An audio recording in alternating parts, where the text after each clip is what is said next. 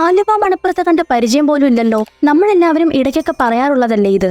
എങ്കിൽ പിന്നെ പരിചയം പുതുക്കാൻ മണപ്പുറത്തേക്ക് തന്നെ ആവട്ടെ ഇത്തവണത്തെ യാത്ര. ഒരുപാട് കഥകൾ പറയാനുണ്ട് ആലുവ മണപ്പുറത്തിന്. ബലിതർപ്പണവും പ്രളയകാലവും മഹാശിവരാത്രി ഉത്സവങ്ങളുമൊക്കെ അക്കൂട്ടത്തിൽപ്പെടും. പരശുരാമൻ പ്രതിഷ്ഠ നടത്തിയ 108 ശിവക്ഷേത്രങ്ങളിൽ ഒന്നാണ് ആലുവ മഹാദേവ ക്ഷേത്രം. കൊടിമരവും മതിൽക്കെട്ടും ഒന്നുമില്ലാത്ത ഒരു ക്ഷേത്രം എന്ന കൗതുകമായിരുന്നു ചെന്നിറങ്ങിയപ്പോൾ തോന്നിയത്. നിറയെ ചിരാത തെളിയിച്ചു വെച്ചിരിക്കുന്നതിന് മുന്നിൽ പോയി എവിടേക്ക് നോക്കിയാണ് തൊഴേണ്ടതെന്ന് ചേച്ചിയോട് ചോദിച്ചപ്പോഴാണ് ഗോപുരവും വ്യത്യസ്ത രീതിയിലുള്ള പ്രതിഷ്ഠയുമൊക്കെ ശ്രദ്ധയിൽപ്പെട്ടത്. ചെറിയൊരു തറയും ശിവലിംഗ പ്രതിഷ്ഠയും മാത്രമായിരുന്നു ആദ്യം ഇവിടെ ഉണ്ടായിരുന്നത്. എന്തെങ്കിലും വിശേഷ ദിവസങ്ങളിൽ താൽക്കാലികമായി പണിയുന്ന ക്ഷേത്രമായിരുന്നു അന്നിവിടെ. പിന്നീടാണ് ഇത്രയും വിപുലീകരിച്ചത്. എന്നിട്ടും അതിൻ്റെ മറ്റു ക്ഷേത്രങ്ങളെപ്പോലെ ഇത് പണിതില്ല എന്ന സംശയമായിരുന്നു എനിക്ക്.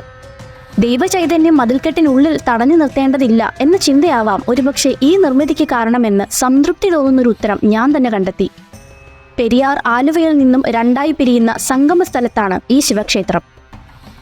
ഇവിടെ വെച്ചാണ് ശ്രീരാമൻ രാവണന്റെ വെട്ടേറ്റ് വീണ ജടായുവിന്റെ ക്രിയാകർമ്മങ്ങൾ ചെയ്തതെന്നാണ് വിശ്വസിക്കുന്നത്.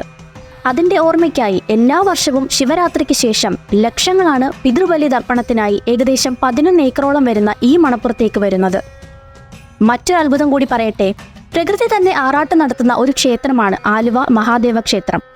എല്ലാ മഴക്കാലത്തും പെരിയാർ നിറഞ്ഞൊഴുകി വിഗ്രഹം വെള്ളം കൊണ്ട് മൂടുമ്പോഴാണ് ഇവിടെ ആറാട്ട് നടക്കുക. ഈ വെള്ളപ്പൊക്കത്തിന് ചരിത്രത്തിന്റെ കൂട്ടുകൂടിയുണ്ട്. പണ്ട് തിരുവിതാംകൂർ ആക്രമിക്കുവാൻ വന്ന ടിപ്പുവിന്റെ പടയ്ക്ക് ആലുവയിൽ പാളയമടിച്ച് താമസിച്ച സമയം തിരിച്ചടി നേരിട്ടത് ഈ പ്രളയത്തിലായിരുന്നു. കൊച്ചിയിലേക്ക് കടക്കാൻ ആലുവ പുഴ നീന്തിക്കടക്കാൻ ശ്രമിച്ച സൈന്യത്തെ അന്നത്തെ രാജാവ് പെരിയാറിലെ അണ പൊട്ടിച്ച് വെള്ളപ്പൊക്കമുണ്ടാക്കിയാണ് തുരത്തിയതെന്നും ചരിത്രം. വർഷത്തിൽ 3 മാസം മാത്രമേ ഇവിടെ ദിവസപൂജയുള്ളൂ. തൊഴുതിറങ്ങി നാഗത്താന്മാരുടെ തറയിലും തൊഴുതു തിരിഞ്ഞപ്പോഴാണ് കാവലിൻ എന്ന പോലെ ഇരിക്കുന്ന നന്ദി പ്രതിമ കണ്ടത്.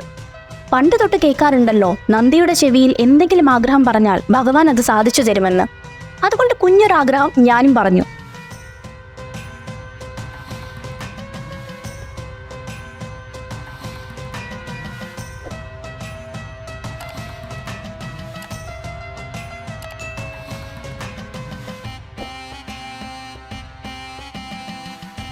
ചുറ്റും വലം വെച്ച് പുറത്തിറങ്ങി ചെരുപ്പിടുമ്പോൾ സകല ദൈവങ്ങളെയും വിളിച്ചുപോയി.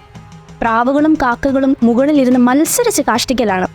സ്നേഹം കൊണ്ട് പറയുക, പോകുമ്പോൾ ഒരു കുട കൂടി ചൂടുന്നതാണ് സേഫ്റ്റി. എന്തായാലും തലയിൽ വെള്ളം വീഴാതെ പുഴയോരത്തേക്ക് നടന്നു. മുകളിൽ കൂടി ട്രെയിൻ പോകുന്നത് കാണാൻ നല്ല രസം.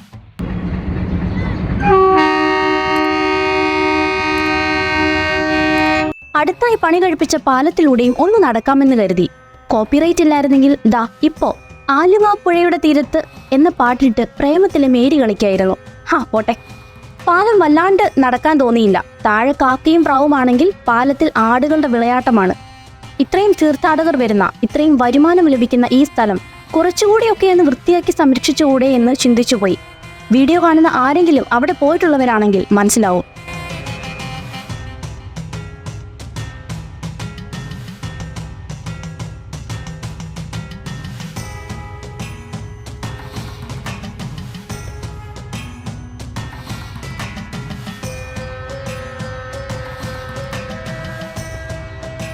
അപ്പോൾ ഇനിയും പരിചയം പുതുക്കാൻ ആലുവ മണപ്പുറം വിട്ട് പുതിയ സ്ഥലങ്ങളുമായി ഞങ്ങൾ എത്താം. വീഡിയോ ഇഷ്ടമായാൽ please like, share and subscribe. Thank you.